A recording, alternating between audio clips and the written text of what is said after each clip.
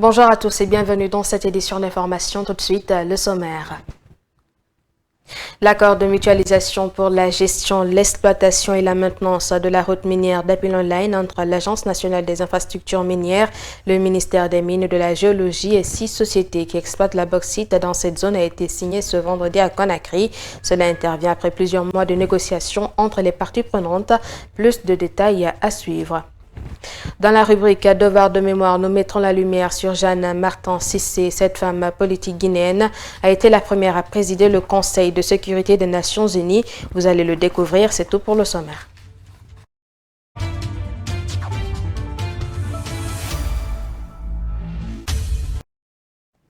Signature ce vendredi au ministère des Mines et de la Géologie de l'accord de mutualisation pour la gestion, l'exploitation et la maintenance de la route minière d'Apilon Line entre l'Agence nationale des infrastructures minières et 6 sociétés qui exploitent la bauxite dans cette zone.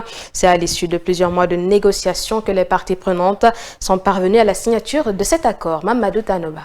L'utilisation mutualisée de la route d'Apilon Line par les 6 différentes sociétés minières implantées sur le corridor nord-ouest sera un véritable ouf de soulagement pour les miniers qui exploitent la bauxite dans cette zone de la Guinée. Elle va permettre au pays d'avoir un développement minier durable et responsable en réduisant les impacts environnementaux, sociaux, maximiser également les revenus de l'État à travers l'Agence nationale des infrastructures minières ANAIM. Les négociations pour aboutir à cet accord de mutualisation pour la gestion, l'exploitation et la maintenance de la route minière d'Apilon Line ont été facilitées par le ministère des Mines et de la Géologie. Cet accord n'aurait pas pu aboutir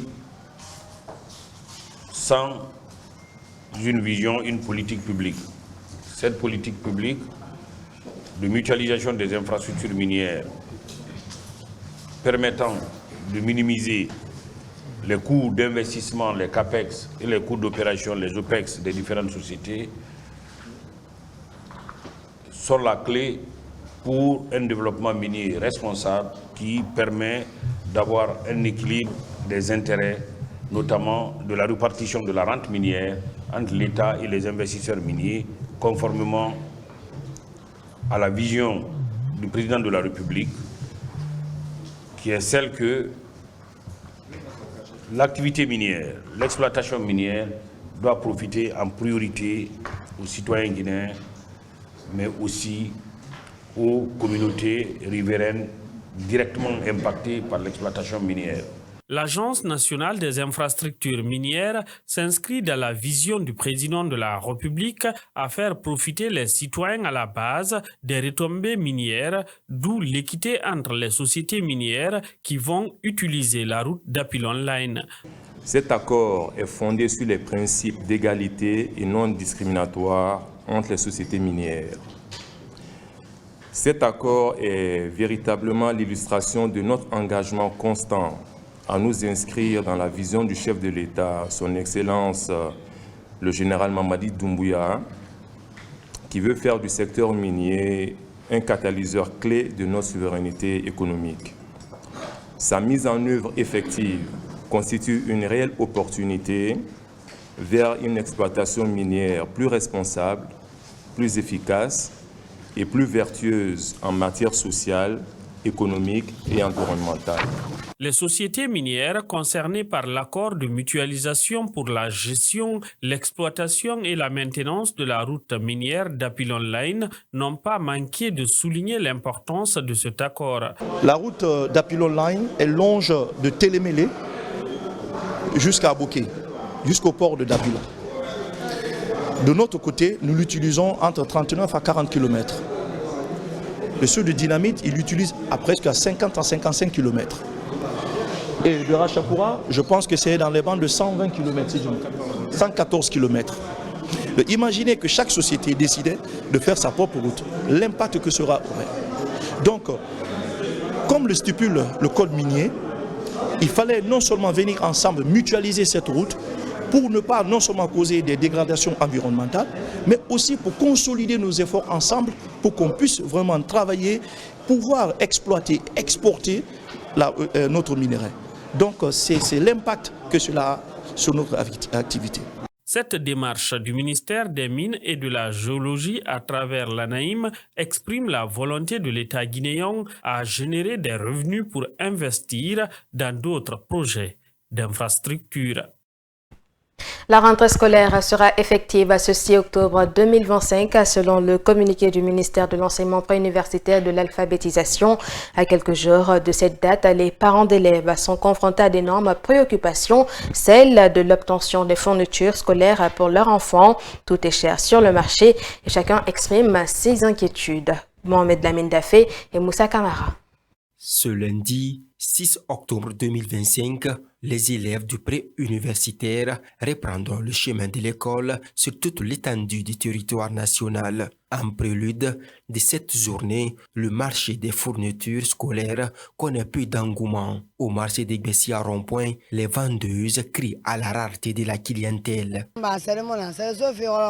Les acheteurs se font rares. Avant, à ce pareil moment, on recevait des clients. C'est dans ce marché que nous aidons nos maris. Mais si nous ne vendons pas, ce n'est pas bon.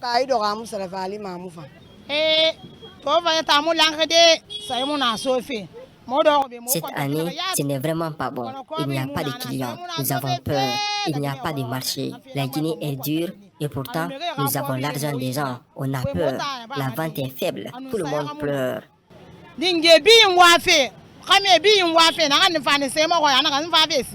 Les cahiers, les tenues, les sacs et les autres articles scolaires, tous ont connu une augmentation des prix. Des parents d'élèves rencontrés sur le sujet ne cachent pas leurs préoccupations.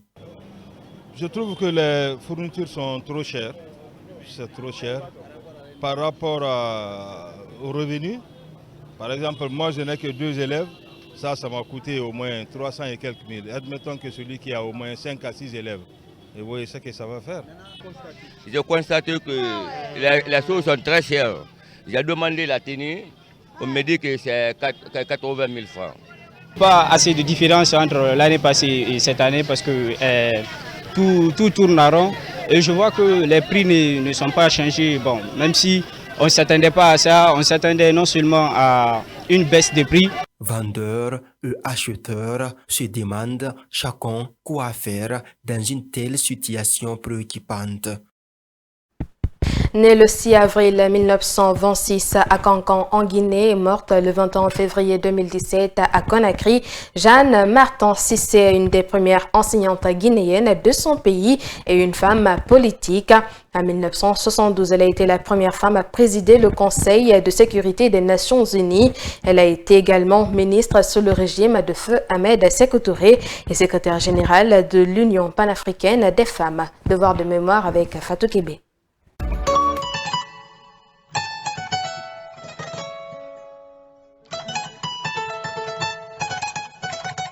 Jeanne Martin Cissé, première femme à présider le Conseil de sécurité des Nations Unies. Au-delà de son accompagnement pour l'indépendance de la Guinée, Dame Martin est à la fois un exemple et une icône pour la gente féminine. Jeanne a d'abord été institutrice, après un concours d'accès en 1940 à l'École normale des jeunes filles de l'Afrique de l'Ouest, où elle obtient son diplôme d'institutrice quelques années plus tard avant de s'impliquer dans la vie associative.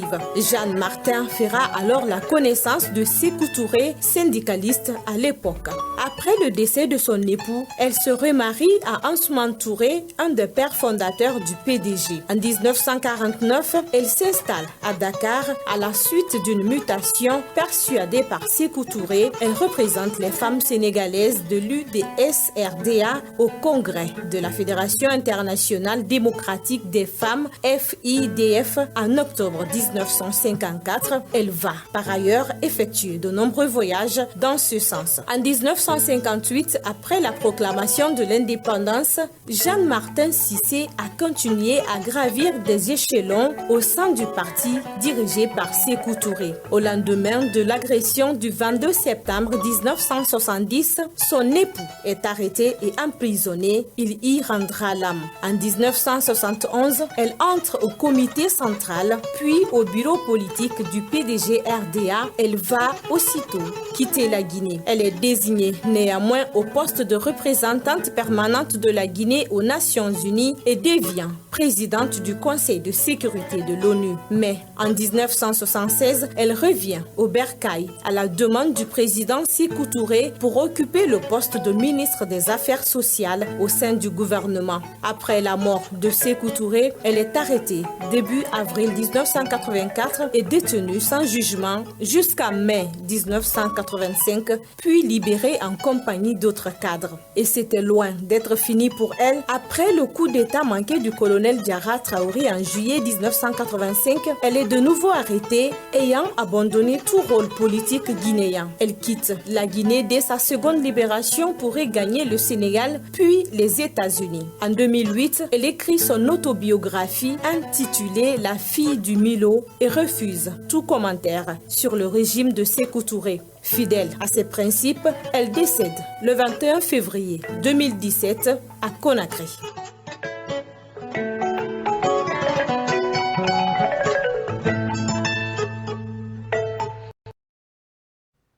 Pour finir, en Tunisie, l'affaire Saber Chouchan fait grand bruit. Cet homme de 51 ans, père de famille et sans emploi stable, a été condamné à mort le 1er octobre pour des publications sur Facebook critiquant le président Kaïs Saïd.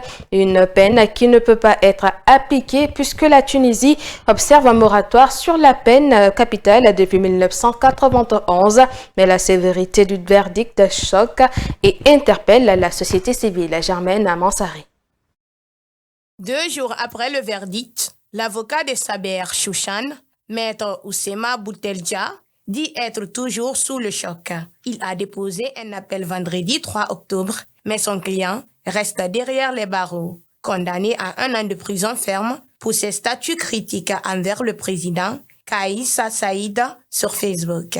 Arrêté le 24 janvier 2024, Saber Chouchan n'a jamais su qui avait porté plainte contre lui. Ses publications étaient diffusées sur un compte intitulé en arabe Kaïs Saïd, l'infortuné. Un compte suivi seulement par quelques centaines de personnes avec très peu d'engagement, selon ses avocats. Mais ses écrits dénonçaient la répression politique visant les opposants au chef de l'État. C'est sur la base de l'article 72 du Code pénal que le tribunal a rendu sa décision. Cet article prévoit la peine capitale pour tout attentat ayant pour but de changer la forme du gouvernement. Face à cette affaire, la Ligue tunisienne des droits de l'homme dénonce une justice instrumentalisée. Son président, Bassem Trifi, rappelle que le juge qui a prononcé la peine de mort a été aussitôt démis de ses fonctions à la tête de la chambre criminelle, puis muté dans un autre tribunal. Et voilà, c'est la fin de cette édition à tous. Merci de l'avoir regardé. Au revoir.